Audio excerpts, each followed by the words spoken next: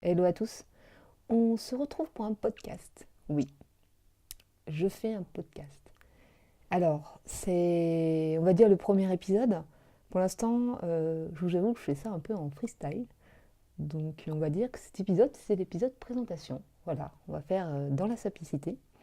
Alors, en fait, de quoi je vais vous parler Dans les podcasts, je vais vous parler principalement de dessin, de freelance, peut-être de visites que j'ai pu faire, de choses, d'expériences, de minimalisme que j'aime bien partager.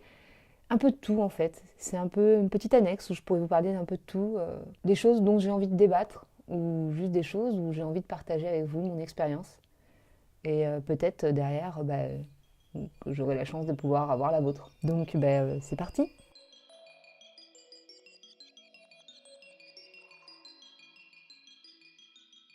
Alors, qui suis-je? Orana.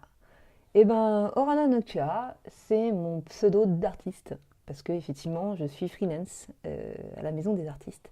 Je suis freelance que depuis quelques mois à l'heure actuelle. J'ai 35 ans, j'ai un parcours professionnel assez rempli, malgré un niveau d'études assez bas. On qualifiera ça de bas, mais comme quoi on peut toujours se débrouiller dans la vie. Donc, qu'est-ce que j'ai fait? J'ai un niveau bac pro, secrétariat comptabilité. J'ai eu un BEP comptabilité en un an. Et j'ai travaillé dans un premier temps dans la comptabilité, la gestion et un petit peu de secrétariat, et aussi dans la vente. Voilà, c'est d'ailleurs un poste sur lequel je suis toujours actuellement, parce que je partage mon freelance avec le week-end, donc dans la vente. Pour vous donner un petit indice, voilà, chez le géant suédois. Donc grâce à mon parcours, j'ai pu finalement me préparer à tout ça. Donc voici un rapide résumé de mon parcours scolaire et professionnel. J'ai aussi plusieurs passions dans la vie, ou plusieurs passions dans la vie. Je suis une gameuse, j'adore jouer aux jeux vidéo, j'adore l'informatique, j'adore du coup tout ce qui touche de près ou de loin. J'adore l'illustration, j'adore dessiner depuis l'enfance. Et aussi une façon de vivre un peu particulière. Je me qualifierais, hein, si on doit se mettre des petites étiquettes, à l'heure actuelle de minimaliste. Et je suis végane. Voilà, comme ça vous savez tout. Donc je vis en région parisienne et voilà.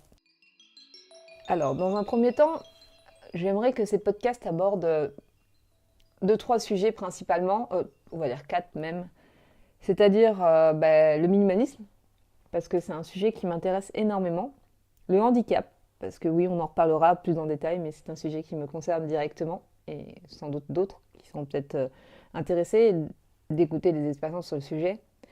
Et tout ce qui est freelance aussi, tout simplement parce que c'est intéressant aussi. Et puis pareil, comme je vous disais plus tôt, partager aussi d'autres expériences qui peuvent être assez sympas. Il y a aussi un aspect que j'aimerais bien, je ferai sûrement une série particulière sur ces podcasts, hein. Du coup c'est la partie minimalisme, mais minimalisme et handicap. Parce que en fait je me suis rendu compte qu'à travers internet, c'est un truc dont on parle très très peu. Très très peu, je vous mettrai des liens dans la description de personnes. Je remercie ma copine qui se reconnaîtra, qui m'a aidé à chercher donc, sur les parties sites anglais pour trouver des personnes qui parlaient de ce sujet à travers la santé ou la maladie. Et c'est des choses qui sont très très très peu abordées. Et donc moi, à travers mon podcast, j'aimerais bien en parler et expliquer mon expérience. Donc pour la partie minimaliste, à l'heure d'aujourd'hui, je me considère minimaliste, mais ça fait 8 ans que j'ai commencé cette démarche.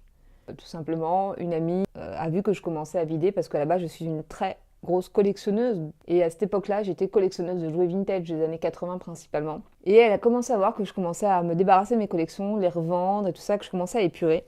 Et un jour, elle m'a dit, c'est une personne que je ne connais, enfin, que je ne côtoie plus à l'heure actuelle.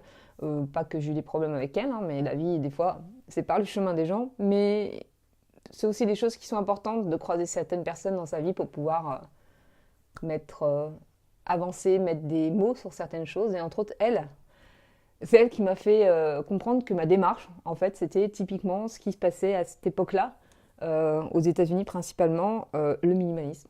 Et elle m'a dit, écoute, tu devrais lire un livre parce que ta démarche me rappelle quelque chose. C'est un livre avec beaucoup d'images, mais qui pourrait te donner des pistes. Et c'était je crois, à l'époque, des seuls livres qui avaient été édités sur le sujet en français, en tout cas. C'était 99 objets de Dominique Leroux, si je prononce bien. Je pense que si certains se sont intéressés au minimalisme, vous devez connaître sa bibliographie. D'ailleurs, le livre, je crois, maintenant est introuvable. Moi, j'ai revendu parce que je n'en avais plus besoin, n'est-ce pas? J'ai acheté ce livre parce qu'il avait été édité il n'y a pas très longtemps à cette époque-là. Et voilà, je suis tombée dedans à ce moment-là. On va en parler plus en détail parce que là, on va en avoir pour 3 heures sinon, hein, n'est-ce pas?